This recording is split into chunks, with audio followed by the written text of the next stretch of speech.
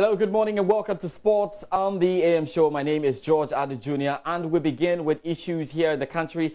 And Minority Leader Honorable Haruna Idrisu wants to drag the Ghana Football Association to Parliament to explain circumstances under which the senior national team, the Black Stars, failed to qualify for next year's World Cup in Russia.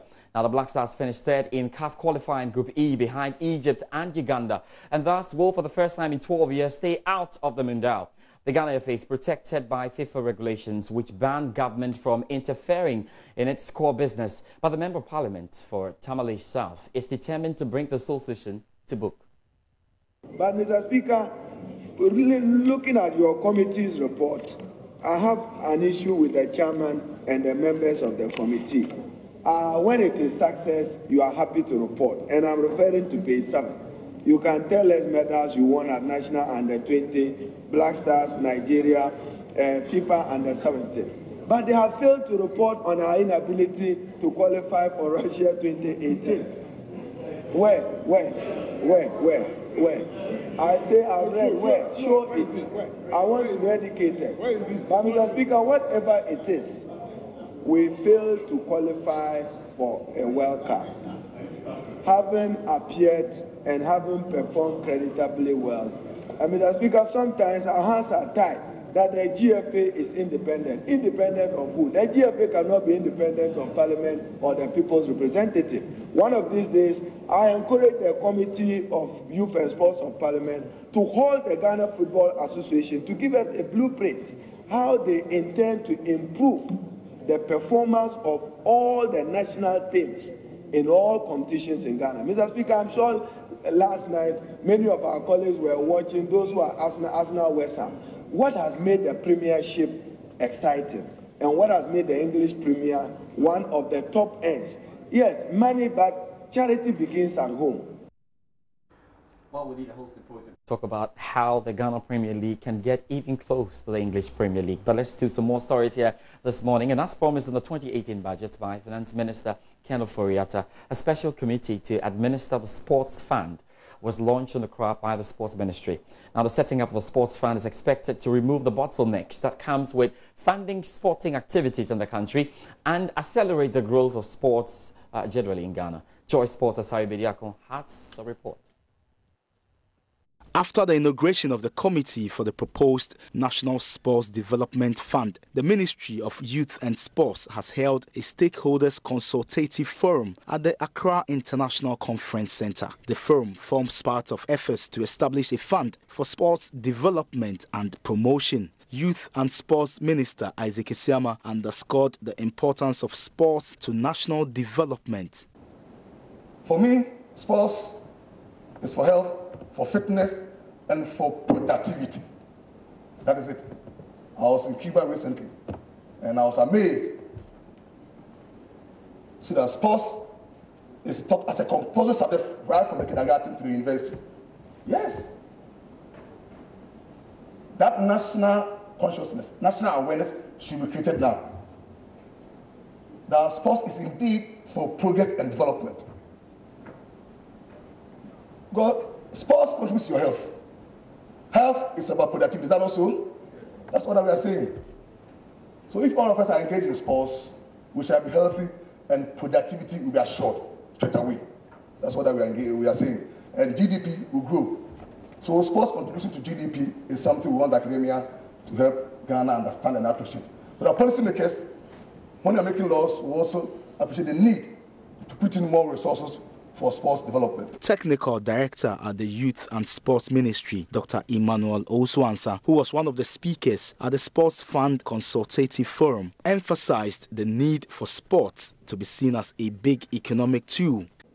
We are still operating as if we are in the post-independence era, where the president had a philosophy for sports known as the democratic centralism for mass sports participation.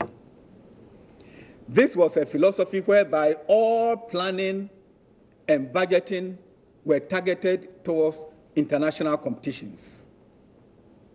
And up to today, our minister is trying to change this path so that we look at the enormity of the sports industry and act as a sports ministry, not only sports competition ministry. Sports is so enormous. The industry has grown so much. We need to quantify the contribution of sports to our economy. It is only there and then that the Ministry of Finance will see how much we are worth and will feel comfortable investing in sports. The National Sports Fund, if established, will serve as a panacea to the financial challenges facing the various sporting disciplines in Ghana. Still a very long way to go in actually realizing what the sports fund will do for sporting federations and sports of the country. So we look forward to that. Let's do more here on the AM Sports Show. And of course, FIFA referee Daniel Ni Lai has been named among 16 referees selected by the Confederation of African Football for CHAN 2018 tournament. Now, the 30-year-old is the only Ghanaian in the list for the tournament slated for January 2018 in Morocco. He was among the referees selected for the 2017 Africa Youth Championship in Gabon and the 2017 Waffle Cup of Nations hosted by Ghana in September.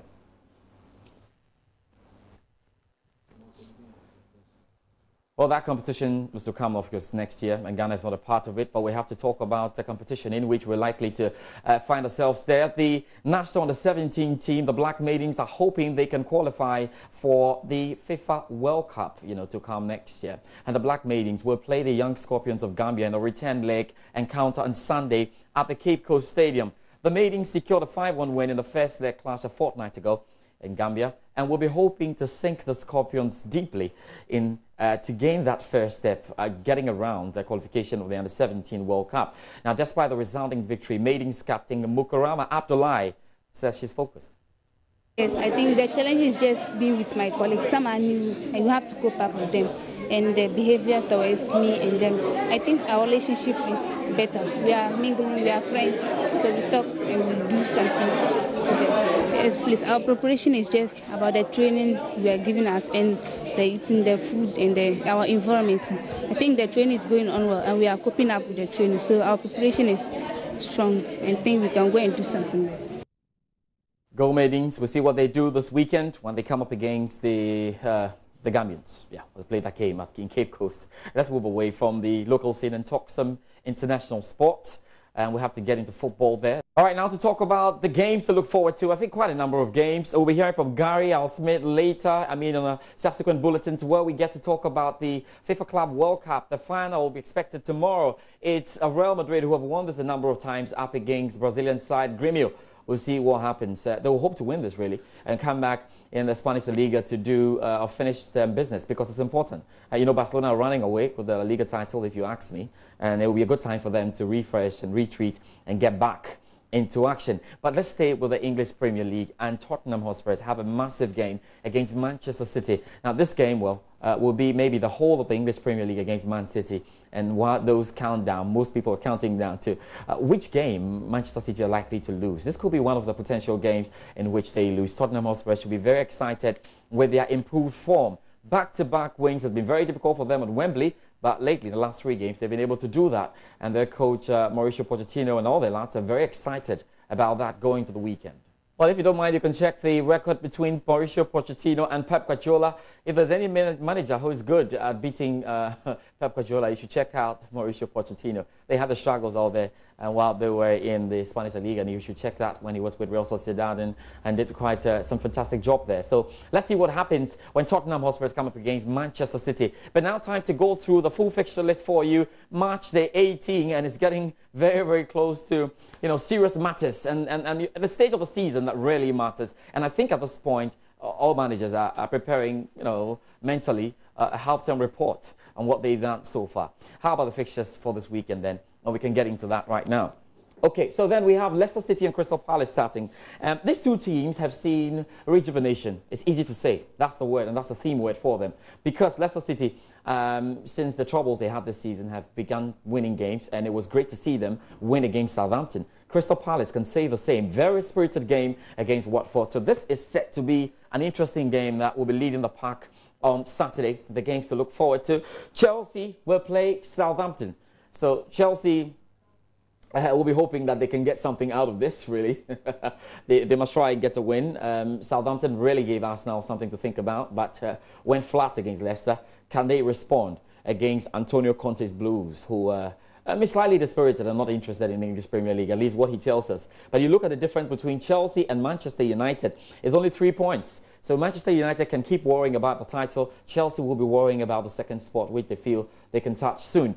Arsenal will play Newcastle, and it's going to be at the Emirates. Aside Manchester United going to the Emirates to win, and nobody has been able to do that. Let's see if Arsenal can continue the good form there. So that was broken. They play Newcastle, who have all sorts of troubles. Christian Atsu should be featured in this game, I think. Well, Stoke City will play West Ham.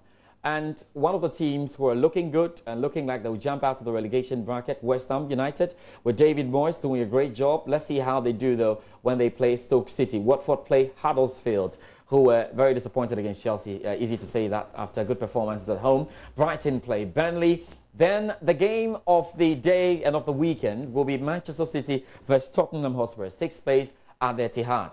Do they win this game? It's probably the most difficult game for Manchester City in the difficult festive season. So if they win this, very well. They're getting close to the title, probably winning it. Then we have West Brom versus Manchester United. What to expect there? There's Bournemouth up against Liverpool. Everton will host Swansea City. And Everton on the rise. Check out the number of goals Wayne Rooney has scored.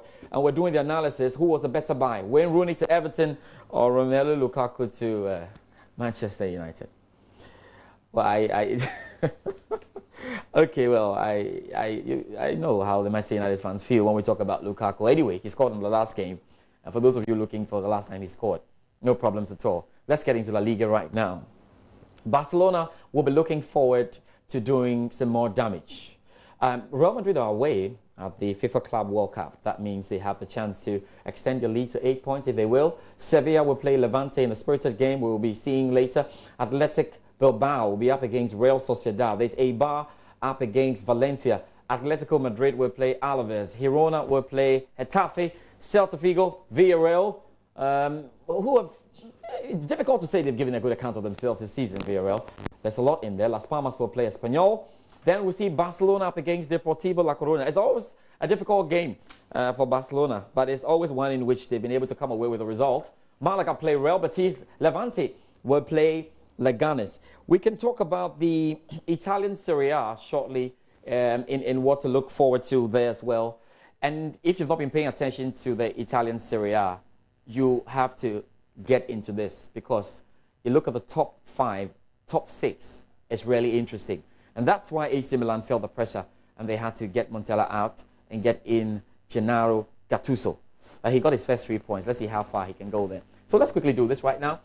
We've got here for you Inter Milan playing Udinese. It's the biggest game of the weekend by far. And that's what we're looking forward to. Torino will play Napoli. Roma up against Cagliari. We have Hellas Verona up against AC Milan. So Gattuso will look for his next 3 points. And he's going away. There is Bologna up against Juventus, Crotone up against Chievo Verona, Fiorentina, Genoa, Sampdoria will play Sassuolo, Benevento up against Spal, and we have Atalanta, Lazio. These are the games to look forward to.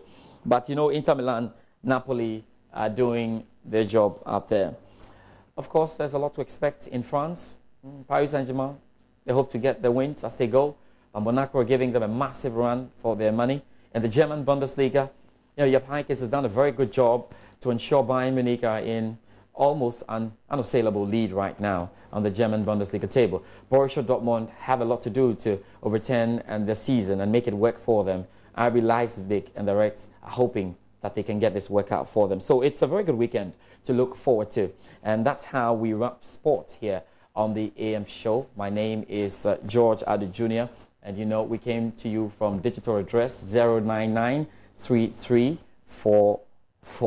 I think I got that for you, definitely.